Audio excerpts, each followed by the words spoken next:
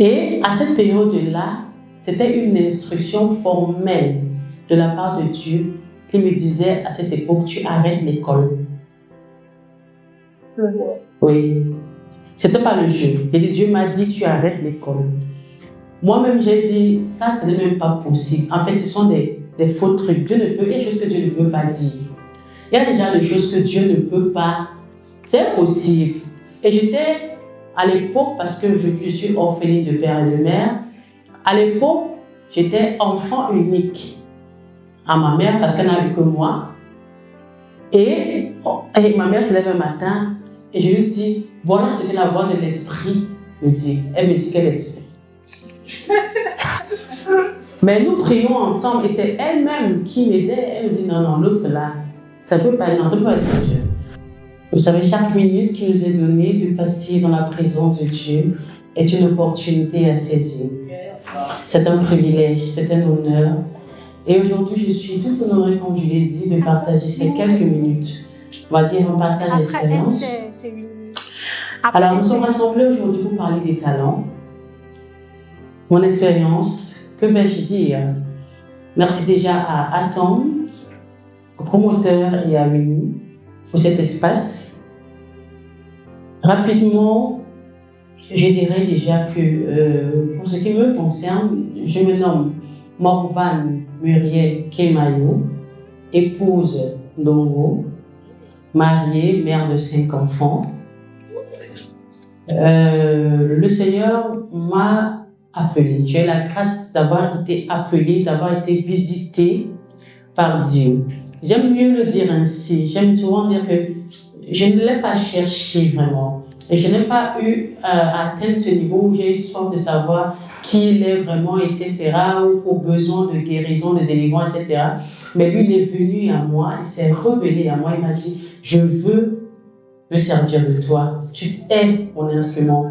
Et en fait, c'est ça qui a poussé ma curiosité. C'est ça qui m'a emmené progressivement, être cela 20 ans aujourd'hui, à me poser des questions tous les jours sur qui je suis, qu'est-ce que je suis même censé faire. Et même quand le moment est arrivé et qu'il m'a dit clairement, voilà ce que j'attends de toi, je n'étais toujours pas convaincue. Amen.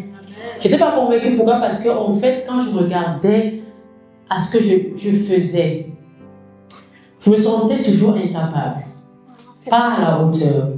Je me disais, mais comment un Dieu si grand peut attendre de si grandes choses, mais venant d'une personne insignifiante, mais pas seulement insignifiante, incompétente. La première des choses que je vais partager dans cette expérience, c'est déjà sur l'école, le plan scolaire. Je ne sais pas trop comment présenter ça pour que ce soit vraiment une bénédiction pour quelqu'un, sans que ça me scandalise, parce que ça c'est ma vie, c'est mon expérience à moi, qui n'est pas forcément la tienne. Alors le Seigneur s'est révélé à moi, j'avais 18 ans. Aujourd'hui j'en ai 38. Et à cette période-là, c'était une instruction formelle de la part de Dieu qui me disait à cette époque, tu arrêtes l'école. Oui. C'était pas le jeu. Dieu m'a dit, tu arrêtes l'école. Moi-même, j'ai dit, ça, ce n'est même pas possible. En fait, ce sont des faux trucs. Dieu ne peut, il y a des choses que Dieu ne peut pas dire. Il y a déjà des choses que Dieu ne peut pas. C'est impossible. Et j'étais, à l'époque, parce que je suis orpheline de père et de mère, à l'époque, j'étais enfant unique à ma mère parce qu'elle n'a vu que moi. Et ma mère se lève un matin et je lui dis, voilà ce que la voix de l'esprit me dit. Elle me dit quel esprit. Mais nous prions ensemble et c'est elle-même qui m'aidait. Elle me dit non, l'autre là, ça ne peut pas être Dieu. Alors le Seigneur, comme si ça ne suffisait pas, il est passé par des leaders, par des personnes même qui ne me connaissaient pas, pour dire j'ai demandé que tu arrêtes. Alors un jour, j'allais composer le probatoire à l'époque, probatoire D. Alors j'ai fait un rêve. Dans ce rêve-là, je me suis retrouvée dans une salle de classe, je composais et j'avais une épreuve de chimie devant moi. Et quand on m'a remis l'épreuve, j'avais 0. J'étais tellement intriguée. J'étais à 3 semaines, je crois, de l'examen. Je me lève, je vais chercher mon leader spirituel et je dis, voilà une vision que j'ai eue. Elle me regarde.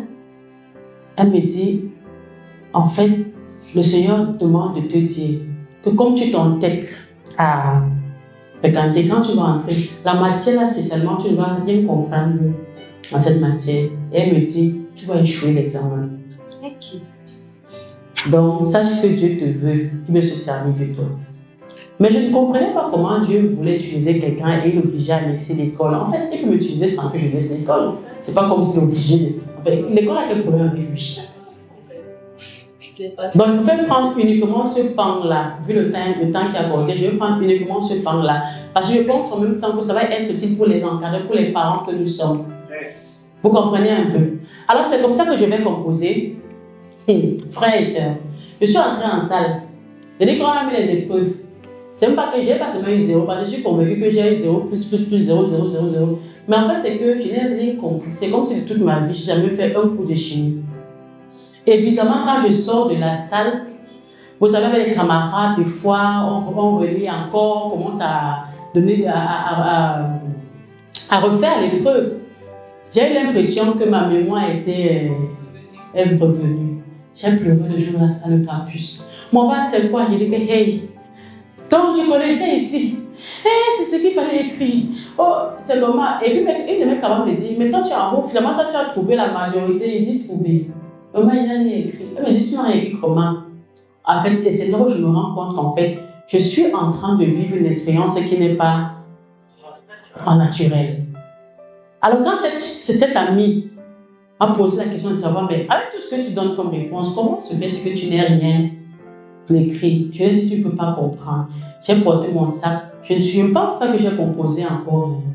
C'était bon, oui. Je me suis dit, en fait, ça sert à quoi là? Je suis têtue. Je suis rentrée ce jour, j'ai dit au Seigneur, bon, tu dis que tu veux faire quoi de moi? Alors, je rappelle ce matin que quand on parle de thème, tout le plan professionnel, s'il faut aussi pas dire aujourd'hui, je vais commencer peut-être par parler d'abord du leadership. Aujourd'hui, par la grâce de Dieu, je suis leader d'une assemblée qui compte, d'une église qui a à son actif plus de 57 assemblées au Cameroun et à l'extérieur du pays. Je suis promotrice. Je suis promotrice de l'établissement scolaire par le canal de mon époux. Je suis chantre. Et en tant que leader, je suis prophétesse. Amen.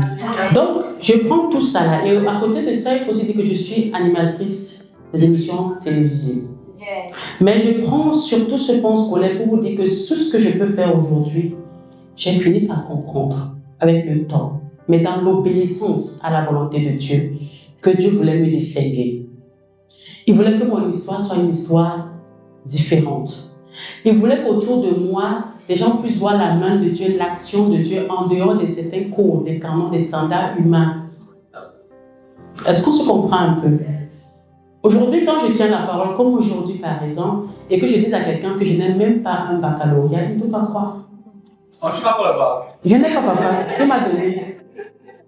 Mon bac est en haut là-bas. Et s'il vous plaît, la question que M. Atton vient de poser, c'est une question, et cela peut-être 7 ans ou 10 ans, je ne pouvais pas répondre avec amour. Je me sentais complexée. Je me sentais moins que les autres. En fait, j'ai toujours l'impression que je ne suis pas à la page, donc je ne suis pas capable, etc. C'était compliqué. Mais il a suffi que je fasse confiance à Dieu. Que le Seigneur me dise un matin, lève-toi, va dans tel endroit, parle de ma part.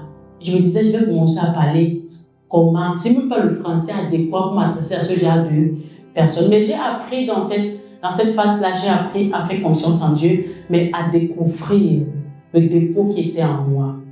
J'ai appris, je me suis découvert des choses fabuleuses. Je ne pouvais même pas imaginer que je pouvais faire un bon nombre de choses.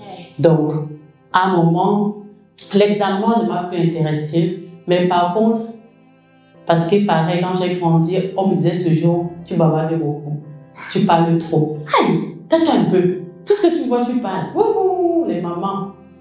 Mais plus tard, le Seigneur m'a révélé que c'était un don. Amen. Je devais utiliser cette compétence-là pour le glorifier. Et ça, je le fais aujourd'hui devant vous. Je peux m'adresser à chacun de vous sans avoir été formé. Je peux me vanter en disant que j'ai été formé par le Saint-Esprit. Mais n'empêche qu'aujourd'hui, je veux me perfectionner. Parce que le Seigneur m'a montré ce qu'il est capable de faire. Aujourd'hui, quand je vais aller peut-être vers Tata Uni pour dire Uni, j'ai besoin d'une formation peut-être en art oratoire. Je sais exactement ce que je veux et pourquoi je le veux. Vous voyez la différence? Aujourd'hui, je chante. Je rends ministère. Mais ce n'est pas un homme qui m'a formé, mais Dieu a voulu que je grandisse dans son moule à lui. Pour parler de lui d'une façon différente. Formation directe venue du ciel. Oui. Mais c'est quelque chose que je ne pouvais pas partager si je n'acceptais pas la personne de Christ, si je ne cherchais pas au quotidien à savoir qui est Dieu, pourquoi est-ce qu'il a besoin de moi, comment est-ce que je peux être utile. Alors, jusqu'aujourd'hui, j'ai fait des efforts, peut-être 5 ans après, je me suis formée dans le secrétariat, j'ai tout fait pour rentrer encore à l'école. Je me disais, non, il faut au moins que j'ai tel examen. Le Seigneur m'a déjà dit non, c'est non, tu ailles. Alors, j'étais tellement occupée dans mes affaires à l'église ministérielle que le temps est tellement passé et les maternités et les dons de Dieu. Quand le Seigneur met en toi des dons comme savoir encourager, les paroles de sagesse, le discernement, on va dire l'intelligence. À un moment, tu te rends compte que tu ne veux qu'être au service des autres. Tu prends plaisir à être utile pour le prochain. Ça, c'est mon histoire. Ça, c'est moi. Aujourd'hui, si mon Van Bi, celle qui est présentée devant vous comme chante aujourd'hui, est un peu plus connue sur la plateforme musicale du Cameroun, je ne pense pas que ce soit beaucoup à cause de mon chant.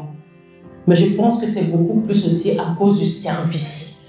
Parce que je prends plaisir à être utile dans tout ce que les autres font. Ça ne me pose aucun problème parce que je sais ce que Dieu m'a dit dans le secret. Je sais ce que le Seigneur veut atteindre comme objectif dans ces différentes actions que je pose. Donc je veux juste clôturer ce propos en disant, dans tout ce que nous faisons, faisons l'effort d'être intentionnels. Essayons du mieux que nous pouvons, soyons intentionnels dans tout ce que nous faisons, car en étant intentionnels, le Seigneur sera glorifié. Merci. Amen. Merci, Normandie. Quelle histoire, quel témoignage. Qu'est-ce que Dieu ne peut pas faire avec ses enfants? Merci de l'ovationner encore. Ça nous